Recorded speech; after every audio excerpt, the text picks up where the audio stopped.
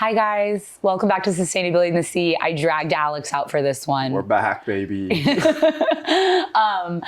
you guys know, we're doing bi-monthly episodes again, so really happy to be back here. Today I wanted to focus on a topic. We've honestly talking about this for a while. We have. Yeah, it's how, I know we've done like recaps of projects we've worked on at FutureSwell and how we work, but I wanted to specifically talk about what it means to be a consultant in the ocean conservation and climate space. I think the real question is, what does it not mean to be a consultant? Because consultants do everything. We'll get into that. But that's what we're going to focus on this episode, because it's kind of a buzzword. Like, I didn't even learn what it meant. It is. It's true. And it is essentially the way that we structure all of our work. And it's why we work on many different initiatives. It's why we have flexibility.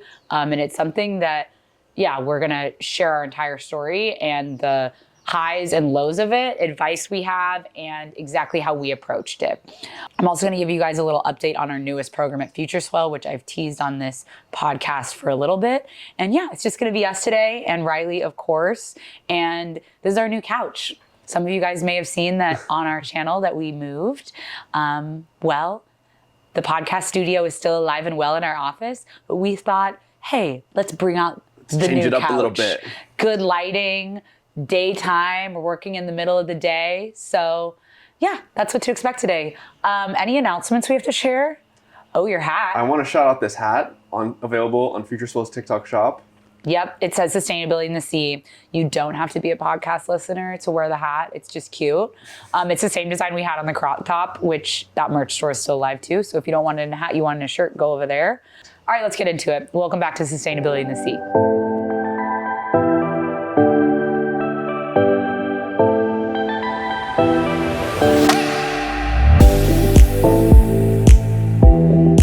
All right, what is a consultant in the ocean field? Oh my gosh. What did you say? What isn't a consultant? Yeah, so my new understanding of consultants is you just do anything and everything. Okay, so I will say, you guys know that maybe we start with sharing what we were doing before. Good idea. So I was working with nonprofits, as many of you know. I was working in like leadership and development of nonprofits, a lot of outreach, a lot of grant writing, a lot of program vision to execution for small nonprofits. And if anyone listening has worked for a small nonprofit or interned with one or volunteered with one, you know that you're wearing a lot of hats. You do everything, don't you? You do lots of things. You fill in as you need. You say yes, you be helpful. You say, I'll learn, even though I don't know. I have no experience in this, but I'll say yes. I think probably startups are like that too. Yeah, same vibe. Yeah, same vibe. So just to ground you guys in who I am, that's the only environment I've ever worked in.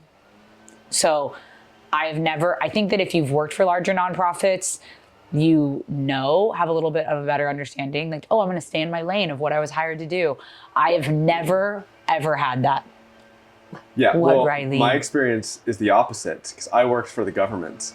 And there, it's very structured, very bureaucratic, very regimented. Feel like at times they were like, don't do this, it's out of your scope. They did say that, especially because I was a contractor with the government. And so I was technically only allowed to do what is in the contract. Otherwise, you're like breaking the rules, and they don't want to do that. Yeah, and Riley's a free agent. She's not a consultant. What does she do? She doesn't pay rent.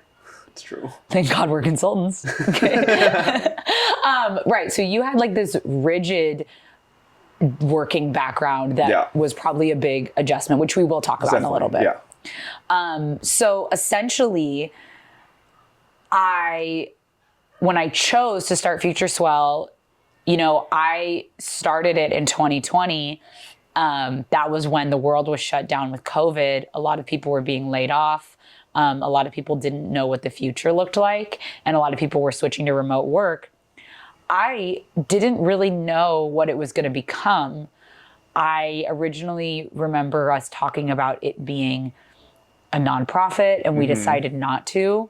And also deciding, not knowing. And I just want to be clear that I don't think we really knew what FutureSwell was going to be until like year 3 to 4, which is very common. Totally. And it's ever changing as well, which is fun. Yeah, we work in ocean conservation, we work in storytelling, we work in policy, we work in solution building. And that's super big of an umbrella. It is, definitely. And so but what I thought a consultant was I thought consulting, you give advice. Oh, you consult on an issue. Yeah, you're like an expert that like tells you what to do essentially. And actually the first person to ever tell me what a consultant was Alana Nims, who came on to Sustainability and Sea. She's the first episode. And she was like, you can be a consultant. I don't know if it was when we were recording or before, but she was like, you could be a consultant. You know, you have experience. And I was like, are you sure? Like, I'm 26. Like, I don't have that much working experience. And she's like, no, you like know animal rescue work. You can be a consultant on that. And I remember feeling like, I don't have advice to give. I don't have enough working experience. What did you think it was? Yeah, I thought consultants kind of like came in, understood the problem, they were experts in the field, and then they gave you advice on like how to fix your problem, whatever that may be. And I think we've learned that that does exist. Yeah, but that was my only understanding of what consultants was. So at we the time. refuse to refer to FutureSwell as a consultancy. We refuse to call ourselves consultants because we were being hired to do work for clients and organizations. Like to get it done. We were essentially the way this works, and I want to like be aware that our audience might not understand how all of this is structured. So just to bring it back to the basics, you can be part of your job can be a staff job. A staff job, you get a salary, you're paid monthly or biweekly. You ideally have benefits like health insurance and other, and 401k. Or you could be a contractor. Yeah. Contractors are not staff. What else? They don't get benefits. No benefits. You have to pay your own taxes. You have to do all that yourself. Yeah. And so as a contractor, you are getting hired for maybe a short term, maybe it's 3 months, maybe a year, maybe it's indefinite, which we have some clients where it is indefinite now. You are contracted by the organization or the business, which from our perspective, they are our clients. And you are contracted to do work. In your contract, you have what you do for them. And we were getting contracted. We were getting little contract work. I was calling it freelancing. I'm freelancing. Yeah, kind of the same idea. Freelancers are contractors typically. Yeah, I'm freelancing. I got gigs. I'm in the gig economy. I've got some gigs. Ocean gigs. And I remember with the first client, I was in the onboarding thing and I go, is it okay if we contract my company, FutureSwell, instead of me? And they go, yeah. Because some contractors, you don't need to have a company to be a contractor. You can run it through Alex sole proprietorship. Yeah. What's it called? Sole proprietorship. To be a sole proprietor, you don't have to. But if this is the path you're going on, you eventually want to have an over umbrella body. And that's why I started FutureSwell, to be the over umbrella body. But FutureSwell is an umbrella for all the work we do with many clients to which we are all contracted under. Yes. That's confusing. Say that again. Like, say it differently? Yeah. The client contracts FutureSwell to do work, make 20 videos. Then FutureSwell, who's me and Alex and our contractors underneath us, work to address the deliverables associated with the contract. Yeah. Okay. Is this too much jargon? It took us so long to learn. Yeah, it really did. But I think it'll be helpful if anybody wants to get into this, but they're like, I don't want to be a staff position. I don't want to work full time. And maybe it's because, like you said earlier, it's the freedom or it's the flexibility or it's you don't want to niche down into one thing. You want to do a bunch of different things. I think this is going to be super helpful. I wanted to do this episode because I wanted the listeners to know that this is a pathway in the movement. And it's a pathway that has a lot of benefits. It has a lot of pros and cons. It's a balance. And if you have the personality and work ethic to fit this type of working structure, I would highly recommend it. Would you highly recommend it? I would, but let's talk about the pros and cons. Yes. Okay, let's talk about the pros and cons. Okay, well, what are your biggest pros? Biggest pros. Or wait, let's start with the negative. Oh, okay. Biggest cons. Doing your own taxes. Oh. And that's my job. That's why it's my con. Oh, yeah. Sorry. It's I horrendous. just say thanks, Alex.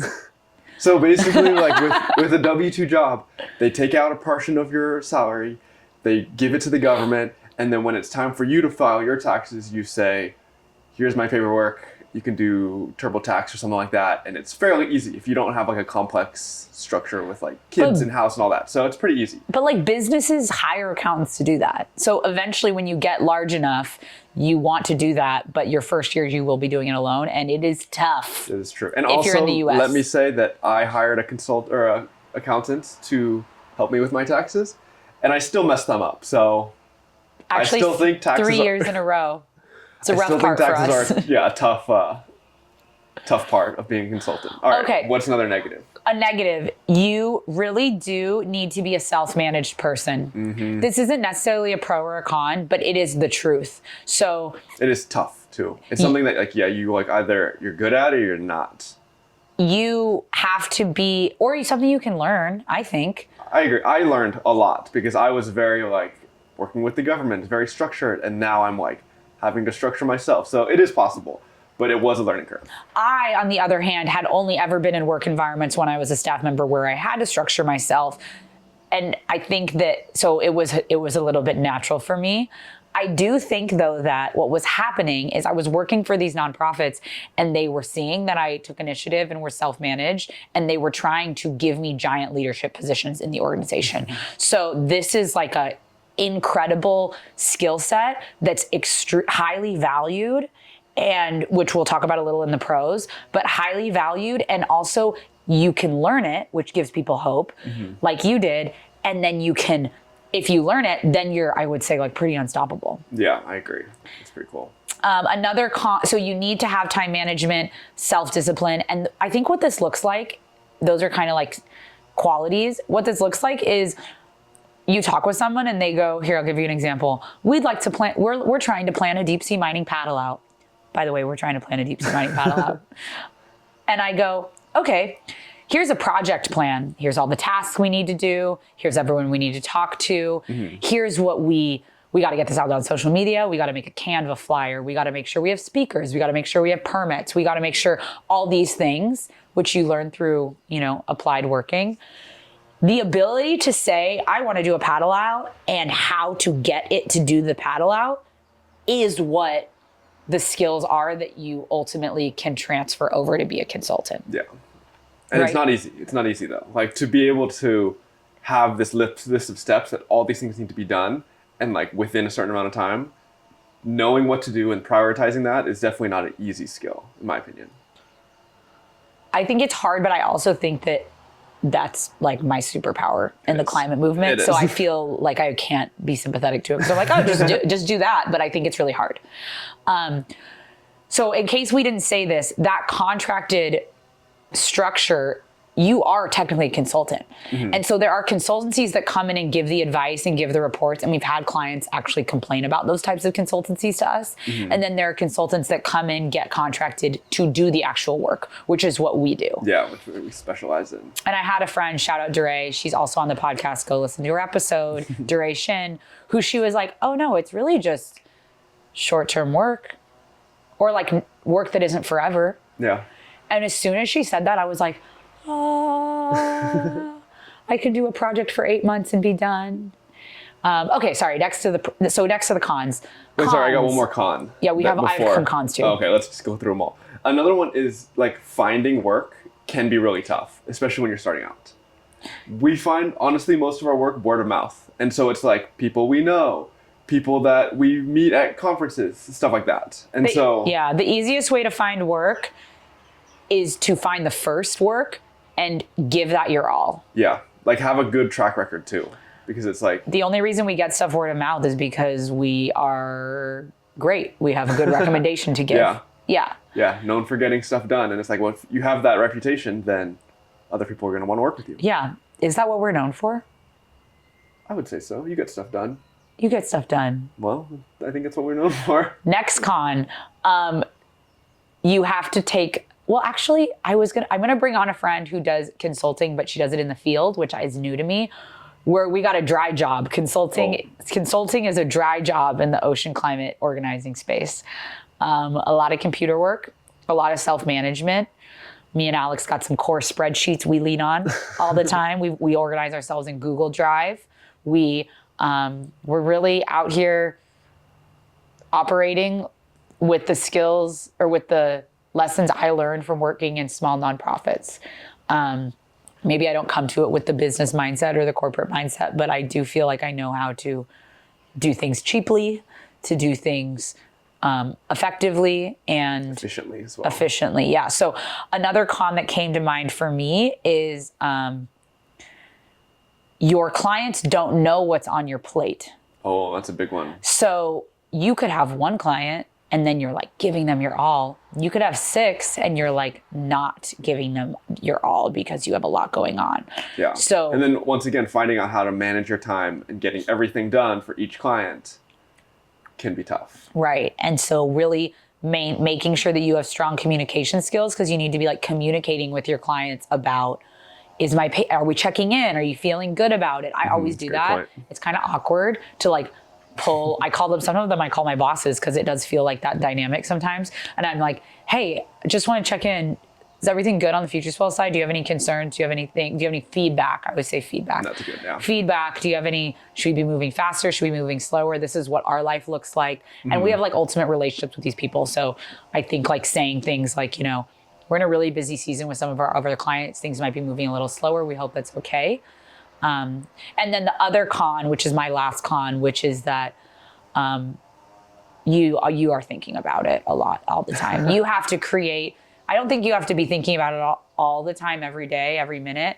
The first years were really hard for me. You have to really be strong about creating your own boundaries and understand that some of those boundaries have pros and cons. If you have 6 clients and you're dropping the ball on a few of those clients, you have to be honest with yourself that that's probably going to require some evening or weekend work to get out of that hole.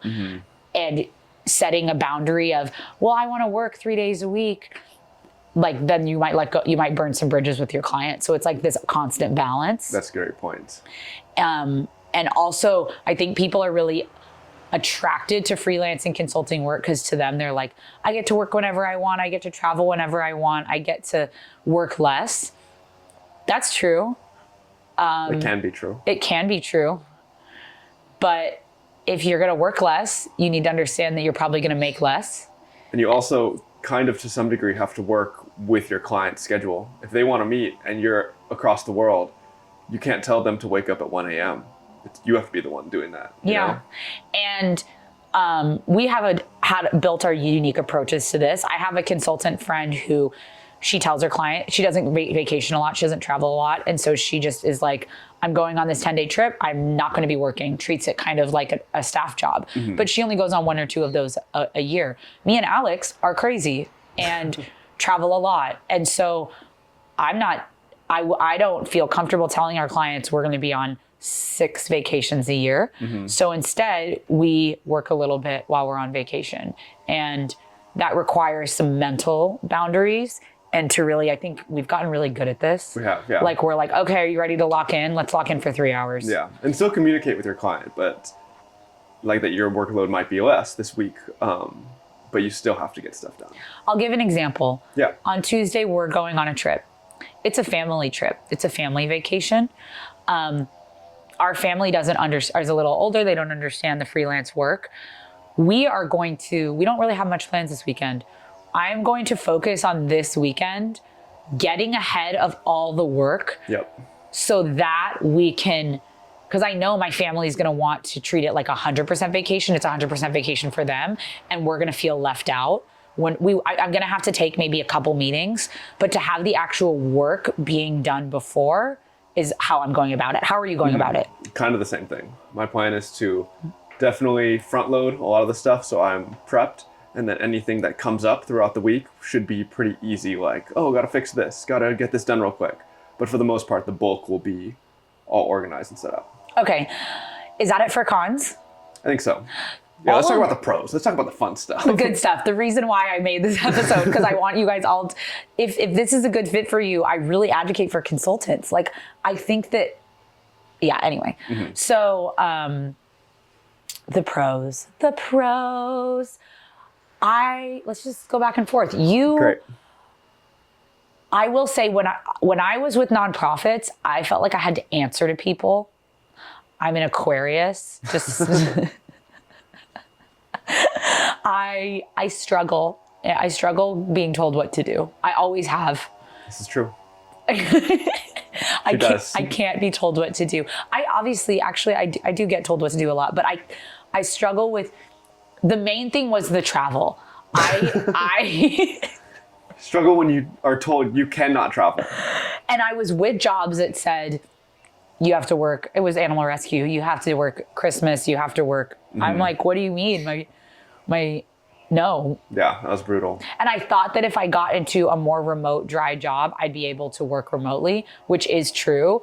But if you're working in a work environment or under a supervisor that has expectations that you can only take off 1 to 2 weeks a year, consultancy is a good way around it. Mm-hmm. So the main pro is that you don't have to answer. You do need to answer to your clients in some regard, but there are inherent boundaries built in with being a consultant. That is true. And it's kind of how you build in your boundaries as well. So I would say the ability to travel and remote work is a pro. Yeah. But you have to be able to work remotely, which is tough. Yeah. Going off of that, like the flexibility. And so it's like we were saying, it's like you can work any hours of the day. You can work on the weekends and then take a random Wednesday off because the waves are good or because you want to go diving and the ocean's flat or something like that. I remember feeling like when we met and when I was telling you my vision, which I didn't have any of this vocabulary at the point, I didn't know. I remember being like, I just want to be able to go on trips and do things. Like I want to avoid traffic. Like I want to go, when the waves are good or when the conditions are right, I want to be flexible. And that does require thinking about it all the time, but it also requires, or it also enables you to have a lot of choice. Yeah, which I appreciate. Yeah. As long as you don't have meetings, obviously, which is a different story. I have a lot of meetings and Alex doesn't have a lot of meetings and I'm envious of his flexibility. Therefore, if I want to work late one day and take a morning off to surf, I can. I've heard consultants also share if you're like a night owl, like your brain works so well at night, consultancy can be really good because you can chill during the day or have yourself the day you need and then you can lock in. I wish I had that, honestly. I don't have that. I can't work at night. But we had a friend stay with us, Lauda. She just went on the podcast. She's a consultant too. Mm-hmm. And I remember one day she was like, I started working at 11 p.m. and now it's 6 a.m. And we woke up in the morning and she was like, I've just worked for the last 9 hours. And I was like, oh, that's incredible. Yeah. Could it be me? Yeah, but also it's giving consultant. Other pros. All right, so we have, for pros, just to recap, we have flexibility, flexibility of location, flexibility of time. Great. And then built-in boundaries. Built-in boundaries. So, for example, I lean on this a lot. I struggle with boundaries. I was a people pleaser when I was growing up. Not to turn this podcast into a therapy session, but I want our clients to feel seen and heard and all these things. But as a staff member, that was a really slippery slope for me to do everything and to be taken advantage of. There it is. Let's call it what it is, to be taken advantage of. Being a consultant helps me not be taken advantage of because I can't set that boundary for myself. So instead we have a working boundary. Another pro is you have the potential to make more money.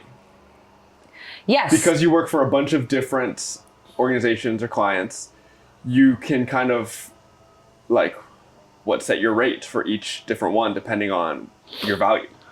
Yeah. So you increase your rate over time as you get more experience. And this is why I wanted to make this video, because I know a huge concern with working in the marine biology and ocean conservation space is a livable wage, particularly when you're no longer in your 20s and you're trying to build a life for yourself. Yeah.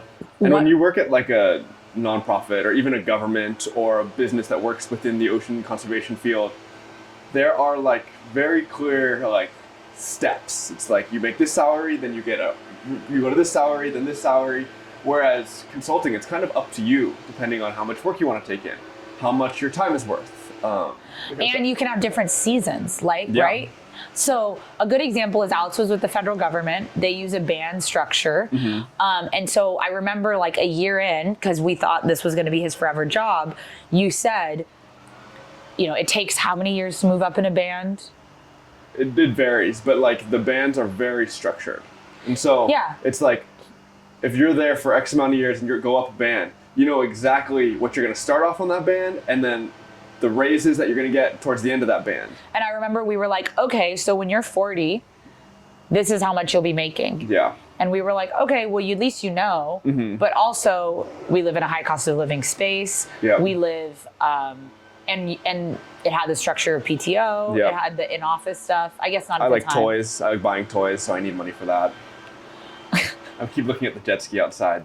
Alex bought a $200 non-functioning broken jet ski. I'm going to fix it. That he's going to fix. And so plug Alex builds. He does his little boat build projects and now jet ski projects on that. So, but the point is it was difficult to see a future where we had a family and we were able to put money away for retirement and we were able to maybe take care of our parents when they needed it at these salary levels. So it caused us, and I'm such an open book with this because I think that it's something that's not spoken a lot enough, but it's our most asked question. Can you survive off this salary? Yeah. And what do you think the answer to that is? I think that it depends on your ability to manage your time, to do good work, to take initiative, to self-discipline, and to scale your consultancy. So you have the potential to make more money. You have the potential to also just work 3 days a week and cruise, which is a season of life that I love being able to say, oh, we could do that. Yeah. One of the appealing parts of consulting for me was I remember feeling like when I'm a mom, I just didn't know, I couldn't envision how people did it. Like as staff, like I was like, what do you do? Are you leaving at 2 and picking up your kid? Like, how are you guys doing it? And I remember feeling like, oh, consultants have more flexibility and I want to have more flexibility as a mom. And that was thinking like 10 years ahead. I was thinking that like when I was like 25. Yeah. And there are pros and cons with that too, because like as consultants, you don't get your typical maternity leave. So you kind of have to save up money for it. You have to kind of structure your clients so you will have a break to take some time off. But then like you're saying, it's like once you go back to work, you are a lot more flexible than somebody who has to go back into the office. Yeah. So the pro is that you can make far more money. I know consultants that charge $100 an hour. I know consultants that are working very, very part-time and getting paid $4,000 to $5,000 a month. They're a little more experienced than us and older, but there's a wide range though. There's a huge range. And we're consultants for nonprofits. So that's our area of expertise and coalitions of nonprofits. And we're not going to be charging the way you'd be charging if you were consulting for the private sector. If you're consulting for the private sector, I think that completely opens up a crazy financial door. Imagine you're consulting on like renewable energy or consulting on artificial reefs for the private sector. Like, yeah. Any other pros? Oh, the seasons. So you can change your season of work. So you're going to be a parent. You want to travel. I had a friend who worked really, really hard, took on a lot of work, saved up a bunch of money, and ended all of her contracts and went and did remote travel for 8 months. That's nice. And now is coming back into the work and is like reaching out to people trying to get a few contracts here and there. But I know that travel is really important to our generation. Yeah, exactly. It's a good hack, I suppose. Yeah. I think consulting ultimately just opens up the freedom and flexibility of what you can do with your life. So if people listening wanted to get involved in consulting, how would you start? I would start by figuring out what skill sets you have. Like what can you provide a potential client? Yeah. I would say that you should go find consultants. Find an existing consultant. I remember when I first started, I was like, what is an invoice? Oh, you have to invoice all your hours and your monthly every month versus like a staff that's automatically paid. You have to track all your hours, track all the work you did, report it to a client and invoice for them. So yeah, I would find another consultant that's going through it with you. I would reach out to them. I would ask them your questions. Yeah. Get advice from everybody that you can who has experience doing it? I was Googling, but truly the best advice I got was people who were kind of in the environmental space who were doing consulting. And I had one person and we worked on it together. They're also who I go to when I'm like, how'd you negotiate? How'd you increase your rate? Yep. So I would find a consultant and ask advice. I would Google, what was your advice? Figure out what you can provide. What you're going to provide. A good example of this is social media consultants. If you're good at social media management and you want more freedom, you can do social media management for environmental groups if you're listening, or ocean groups, and you can contract yourself out for very part-time work, 10 videos a week, whatever, and start there. I think that's like a good way to visualize it. Yeah, I agree. Yeah. And then I would just learn as you go. I wouldn't take on too many clients. I think the best way to format it is if you have a job and then you get a contract, and then you can bring that job down to part-time work and then get more contracts. Like, you want to have like the reliability and the consulting work at the beginning to help, make sure your bills are being paid. Yeah, exactly. I think that's smart. What would be some examples of consulting roles in the ocean conservation world? Like, you can be a grant writer, like you said, social media. What else is there? Project management is a good consulting. So kind of what I explained to you of like, oh, we need to do a paddle out, and how do we do a paddle out? Project management is like understanding all the tasks and keeping everyone organized. Project management also includes like coordination. So like coordinating with many people to do scheduling. And, if you're a Zoom and a Google Calendar savvy person, like making sure coordination is something people really want to outsource. I think that's almost like virtual assistant vibes. Yeah. But it's hard, and it's not easy wrangling a bunch of people. Yeah, and then joining the meetings and taking notes. It's a big one. You can do that for ocean orgs so that you can learn and be a fly on the wall and understand how things get done, especially if you're early career. I've seen quite a few like financial consultants. If like you have a financial background, you want to work with oceans. Oh my gosh, what does that look like? I think like keeping their books and making sure that they're up to date with that kind of stuff. Yeah. Stuff that I can't do personally. So marketing consultant. So we have had clients that hired consultancies, and they basically gave them the advice on how to deal with their social media. And the client was just kind of like, but we still don't have anyone to do it. And so then we came in and we were like, we'll do it. And they were like, thank God. The value of consultants is that these leaders don't have to manage you. Yeah, so that's another like a pro and con is like, being like a self-managed person really helps out the relationship between the client and the consultant. Yeah, you shouldn't be given tasks or actions. You should be managing yourself. Yeah, and they should say, this is what we want to do, and then you figure out how to break it down and do it. And then you bring it to them when they need to approve it. And that's how you can charge more. That's how you can like gain that trust, reliability. Gain the trust. That's reputation. How you can get clients coming back.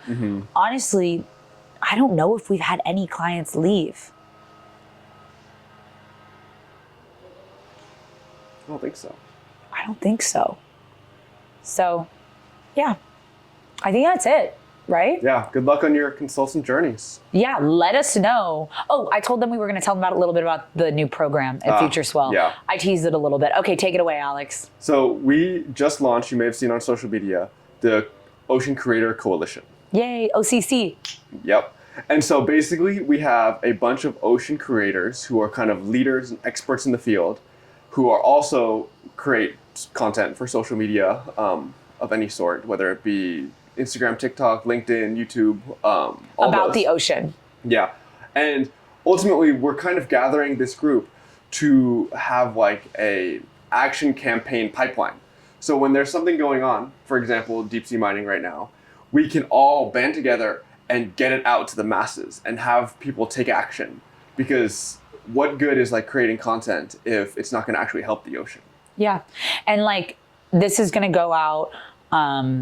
There's going to be a lot of deep sea mining action alerts that FutureSwell is engaged on and the Creator Coalition's engaged on. And so when this is going out, we would just really encourage you to watch our Instagram, turn on post alerts so that you can know when to act. And the goal of this coalition is to get the action alert to protect the ocean in front of everyone's audiences. And make it easy. So it's like a couple clicks and you're like, great, public comment submitted, petition signed. Yeah, we make the funnel as easy as possible, but we do need to grow the coalition. We need to have people that are across the world that work in so many different topics. People who are committed to long-term ocean content creation. We're already seeing this. Like, people understand social media is important for their personal branding, for their work branding. And if that sounds like you, follow FutureSwell to see what we're doing with the Creator Coalition and reach out, because we need more ocean influencers. Yeah, shoot us a DM, send it to other creators that you might know that might be interested. Yeah, if you have friends that are ocean influencers, send this to them. There are so many that like do the photography, do the diving, do the wildlife. We want people who are willing to talk about the actions that are going to save the ocean, that are beyond. Up until now, I feel like social media has just been like, use less plastic and vote. Yeah. And this is our tool that we're offering the movement to be able to be like, actually submit this public comment right now for deep sea mining, and we need your help. Yeah. And it's advocacy, and it's policy, and it's media, and it's storytelling, and it's content, and it's all deeply needed. So, It is. I mean, we're a little biased, but I'm proud of it. We got like 30 creators to start. Yeah, cohort 1 is 30 creators or so, and we're going to be growing that number. So Yeah, so our goal right now is we're launching it, so you can see the creators on our feed. You can follow them. You can get to know their work. We're launching it now this summer. Then we are streamlining our campaigns with partners to make sure we know exactly how it works. We're using Notion, we're using WhatsApp, we're using Google Drive. And then we're going to grow the coalition. We're going to go through another growth phase. It's also a community, so that these ocean creators can ask their friends and peers, what do I do? Can we share knowledge? Exactly. How do I grow my account? How do I want to learn more about deep sea mining? Who are the experts? And I just think it doesn't fit into a box, but FutureSwell never has. And Yeah. I'm really grateful that it seems to be extremely in demand and valued. I'm super excited for it, and we've already gotten great feedback. So Incredible feedback. I took it and announced it at Capitol Hill Ocean Week, and people were like, what is that? And I was like, I don't know, we're still building it. And they were like, let us know. Cool. So yeah, check that out on our Instagram as well. Yeah. And then if you guys are subscribers to The Ripple, I just want to send a personal apology that I know newsletters haven't been going out, but lots have been going on. So it's still there, and we'll see you guys in the next episode. Bye.